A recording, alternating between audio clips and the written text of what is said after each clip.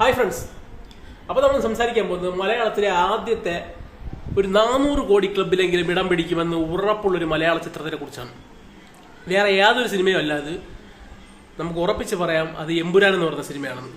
കാരണം ആ സിനിമയുടെ trailer, one and only trailer, ആ ഒരു ട്രെയിലർ കണ്ടപ്പോൾ തന്നെ ഉറപ്പിച്ച് പറയാൻ പറ്റുന്ന കാര്യമാണ് ഈ സിനിമയായിരിക്കും മലയാളത്തിലെ ഒരു മാക്സിമം കളക്ട് ചെയ്യാൻ പോകുന്നത്, ഇതുവരെ ഉള്ള കളക്ഷൻസിലെ ഏറ്റവും മാക്സിമം കളക്ട് ചെയ്യാൻ പോകുന്ന സിനിമ. എനിക്ക് തോന്നുന്നത് കേരളത്തിൽ നിന്ന് മാത്രം ഇത് 100 കോടിക്ക് മുകളിൽ കളക്ട് ചെയ്യുന്നതാണ്. ഇതുവരെ ഒരു സിനിമ പോലും കേരളത്തിൽ നിന്ന് 100 കോടി കളക്ട് ചെയ്തിട്ടില്ല. എന്നാൽ ഈ സിനിമ 100 കോടി കളക്ട് ചെയ്യുമെന്നുള്ള കാര്യത്തിൽ യാതൊരു സംശയവുമില്ല. കാരണം ഇതിന്റെ ട്രെയിലർ അങ്ങനെയാണ് നമ്മളെ വിശ്വസിപ്പിച്ചിരിക്കുന്നത്. ഇതിന്റെ ട്രെയിലർ എന്ന് പറയുമ്പോൾ അത്രത്തോളം അതിന്റെ ആ ഒരു നമുക്ക് മേക്കിംഗ് കൊണ്ടുള്ള ഒരു സാഹസികം അതിൽ നമുക്ക് കാണാൻ സാധിക്കുന്നുണ്ട്. അതിനകത്തുള്ള യുദ്ധരംഗങ്ങളാണെങ്കിൽ പോലും, അല്ലെങ്കിൽ തന്നെ ആക്ഷൻ രംഗങ്ങളാണെങ്കിൽ പോലും, ആക്ഷൻ രംഗങ്ങൾ ഇതിനകത്ത് മോഹൻലാലിന് നല്ല രീതിയിലുള്ള ആക്ഷൻ രംഗങ്ങളുണ്ട്. ഇത് ഇന്റർനാഷണൽ ലെവലിൽ ചെയ്യണമെന്നാണ് ആക്ഷൻ ഡയറക്ടറിന്റെ അടുത്ത് പൃഥ്വിരാജ് പറഞ്ഞത്. ആക്ഷൻ ഡയറക്ടർ ഒരു ഇന്റർവ്യൂവിൽ വെളിയൊന്ന് പറയുന്നുണ്ട്. അപ്പം അങ്ങനെ തന്നെയാണ് ചെയ്തു വച്ചിരിക്കുന്നത്. മലയാളത്തിൽ നിങ്ങളൊരു ബാഹുബലിയോ നിങ്ങൾ ഹോളിവുഡ് സിനിമയൊന്നും എക്സ്പെക്ട് ചെയ്യരുത്, അതിനേക്കാളും മുകളിലാണ് ഞാനിത് ചെയ്യാൻ പോകുന്നത് എന്നാണ് പൃഥ്വിരാജ് സ്റ്റണ്ട് ഡയറക്ടർ സ്റ്റണ്ട് സിൽവയോട് പറഞ്ഞത്.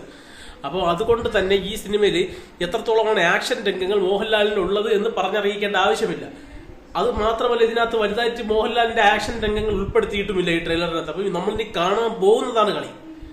അപ്പം ഈ ട്രെയിലർ തന്നെ ഇങ്ങനെയാണെങ്കിൽ ഇതിനകത്ത് വരാൻ പോകുന്ന ആക്ഷൻ രംഗങ്ങളും ബാക്കിയുള്ള കാര്യങ്ങളും കൂടെ ചേരുമ്പോഴത്തേക്ക് ഈ സിനിമയുടെ ലെവല് എങ്ങോട്ട് എത്തുമെന്ന് പറഞ്ഞറിയിക്കാൻ സാധിക്കില്ല. കാരണം മോഹൻലാലിന്റെ ആക്ഷൻ സിനിമയാണ്. ആക്ഷൻ സിനിമ മോഹൻലാൽ എങ്ങനെയാണ് കൈകാര്യം ചെയ്യുന്നത് നമുക്ക് എല്ലാവർക്കും അറിയാവുന്ന കാര്യമാണ്. അപ്പം മോഹൻലാലിന്റെ ആക്ഷൻ സിനിമ ഇതുപോലുള്ളൊരു മാസ് രീതിയിൽ പ്രൊഡക്ഷൻ ക്വാളിറ്റിയുള്ള, മാസ് രീതിയിൽ ഡയറക്ഷൻ ക്വാളിറ്റിയുള്ള, ഇത്രയും പൈസ മുടക്കി എടുത്തിട്ടുള്ള ഒരു സിനിമ, ഇത് ഒരു ഇന്ത്യൻ സിനിമയ്ക്ക് അവകാശപ്പെടാൻ പറ്റാത്തൊരു സിനിമയാണെന്ന് എനിക്ക് ഉറപ്പിച്ച് പറയാൻ സാധിക്കും. കാരണം ഇത്രത്തോളം ടെക്നിക്കൽ പെർഫെക്ഷൻ, ആ ഒരു മോഹൻലാൽ ആ ഒരു മോതിരം എടുത്ത് എറിയുന്ന ഒരു സീനുണ്ട്. എൻ്റെ പൊന്നെ എന്തോന്നുള്ളത് അത് മേക്കിംഗ്, അതെങ്ങനെ അത് എടുത്തിരിക്കുന്നു. അത് എടുക്കാൻ പറ്റുമായിരിക്കും ക്യാമറയുടെ പല രീതികളിലൂടെ, അല്ലെങ്കിൽ VFX-ലൂടെ ചിലപ്പോൾ ചെയ്തതായിരിക്കും. പക്ഷെ അത് ചെയ്ത് വച്ചല്ലോടെ അത് അങ്ങനെ ഉള്ളൊരു ഷോട്ടൊക്കെ എൻ്റെ പൊന്നെ രക്ഷയില്ലാത്ത ഷോട്ടായിപ്പോയി. പിന്നെ ആ കുതിര ഇങ്ങനെ വരുന്ന സീനോ, അയ്യോ, ഞാൻ വിചാരിച്ചു, ഞാൻ ട്രെയിലറിൽ ടീസറിൽ അതിന്റെ ആ കുതിരയുടെ ഭാഗം കണ്ടപ്പോൾ ഞാൻ വിചാരിച്ചു അത് വെറും കുളമാക്കും, ചിലപ്പോൾ അതിന്റെ മുഖത്തൊന്നും ഒരു എക്സ്പ്രഷൻ ഇല്ല കുതിരയുടെ എന്നൊക്കെ ഞാൻ വിചാരിച്ചു. പക്ഷേ ഇത് ട്രെയിലറിൽ വന്നപ്പോഴത്തേക്കും അങ്ങനെയൊന്നും അല്ല. ചിലപ്പോൾ ഇത് തിയേറ്ററിൽ കാണുമ്പോൾ എങ്ങനെയാണെന്നുണ്ട്. പക്ഷെ ഇപ്പം നമുക്കിത് കാണുമ്പോൾ ഏറ്റവും പൊന്നെ രോമാഞ്ചിഫിക്കേഷൻ ഉള്ള ട്രെയിലർ. ഈ ഒരു ട്രെയിലർ കൊണ്ടാണ് നമുക്ക് ഉറപ്പിച്ച് പറയാൻ പറ്റൂടെ ഇങ്ങനത്തെ ഒരു സിനിമ മലയാളത്തിൽ വന്നിട്ടില്ലെന്ന്. മലയാളത്തിലല്ല, ഇന്ത്യൻ സിനിമയിൽ വന്നിട്ടില്ല. ബാഹുബലിയൊക്കെ നമുക്ക് പറയാൻ പറ്റില്ല. ബാഹുബലി കഴിഞ്ഞാൽ പിന്നെ ഇത് തന്നെയാണ് ഇത്രയും മേക്കിംഗ് കൊണ്ട് നമ്മൾ അത്ഭുതപ്പെടുത്താൻ പോകുന്ന ഒരു സിനിമ. അപ്പൊ അതുകൊണ്ട് തന്നെ യാതൊരു സംശയവുമില്ല, നമുക്ക് പറയാം ഈ സിനിമ കുറഞ്ഞതൊരു 400 കോടി 500 കോടിക്ക് മുകളിൽ പോകാനുള്ള സാധ്യത ഉണ്ട്. എങ്കിലും ഞാൻ അത് അത്രത്തോളം എത്തിക്കുന്നില്ല. ഒരു 400 കോടിയെങ്കിലും വേൾഡ് വൈഡ് കളക്ട് ചെയ്യും. 100 കോടി രൂപ കേരളത്തിൽ നിന്നും ആദ്യമായിട്ട് ക്രോസ് ചെയ്ത് കളക്ട് ചെയ്യാൻ പോകുന്ന ആദ്യത്തെ സിനിമ, അത് മലയാള സിനിമയിലെ ആദ്യത്തെ സിനിമ എമ്പുരാനായിരിക്കും എന്നുള്ള കാര്യത്തിൽ യാതൊരു സംശയവുമില്ല. Note the point. നിങ്ങൾ ഈ പോയിന്റ് നോട്ട് ചെയ്ത് വെച്ചോ, ഉറപ്പായിട്ടും ഇതായിരിക്കും ആദ്യത്തെ സിനിമ. കാരണം ഇത് ഞാൻ ഇത്ര ദിവസം ഇതിനകത്ത് പൃഥ്വിരാജിന്റെ കുറച്ച് കൂടുതൽ റോൾ ഉണ്ടെന്നൊക്കെ എല്ലാവരും പറയുന്നുണ്ട്. പക്ഷെ മോഹൻലാലിന്റെ സ്ക്രീൻ സ്പേസ് കുറവായിരിക്കും എന്നും പറയുന്നുണ്ട്. എന്നാലും കുഴപ്പമില്ല, മോഹൻലാലിന് ആകെ 30-40 മിനിറ്റ് മാത്രമുള്ള ലൂസിഫറിൽ മോഹൻലാലിന്റെ പടം പോലെ അവതരിപ്പിച്ചിട്ടുണ്ടെങ്കിൽ എമ്പുരാനിൽ മോഹൻലാലിന് നല്ല രീതിയിലുള്ള ക്യാരക്ടർ ഉണ്ട് എന്ന് തന്നെ ഞാൻ വിശ്വസിക്കുന്നു. ഇത് മോഹൻലാൽ ചിത്രമെന്ന് തന്നെ ഞാൻ വിശ്വസിക്കുന്നു. കാരണം അത്രത്തോളം മാസ് ഇമ്പാക്റ്റ് ആണ് നമുക്ക് ആ ട്രെയിലറിന് കിട്ടിയത്. മോഹൻലാലിന്റെ ഭാഗത്തുനിന്ന് ഡയലോഗുകളാണെങ്കിലും, പൃഥ്വിരാജൊന്നും അതിനകത്ത് ആ ട്രെയിലറിനകത്ത് അത്ര വലിയ ഡയലോഗുള്ള ഇതായി കാണുന്നില്ല നമുക്ക്.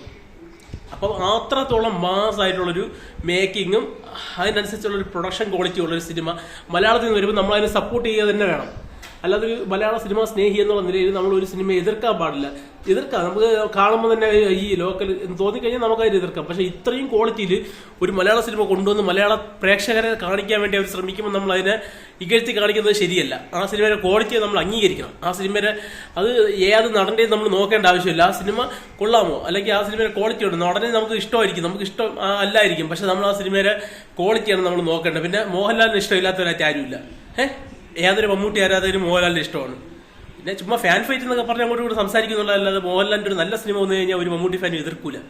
ഇത് അങ്ങനെയുള്ളൊരു സിനിമയാണ്. അപ്പോൾ നമ്മൾ എല്ലാവരും സപ്പോർട്ട് ചെയ്യണം. ഇങ്ങനത്തെ സിനിമകൾ മലയാളത്തിൽ വരണം, ഇങ്ങനത്തെ സിനിമകൾ മലയാളത്തിൽ വിജയിക്കണം. എങ്കിൽ മാത്രമേ KGF കന്നഡയിൽ നൽകിയതുപോലെ ഒരു വിജയം നമുക്ക് ഇവിടെ കൊണ്ടുവരാൻ പറ്റുള്ളൂ മലയാളത്തിൽ. അപ്പം നിങ്ങൾക്ക് നിങ്ങളുടെ അഭിപ്രായം രേഖപ്പെടുത്താം. നന്ദി, നമസ്കാരം.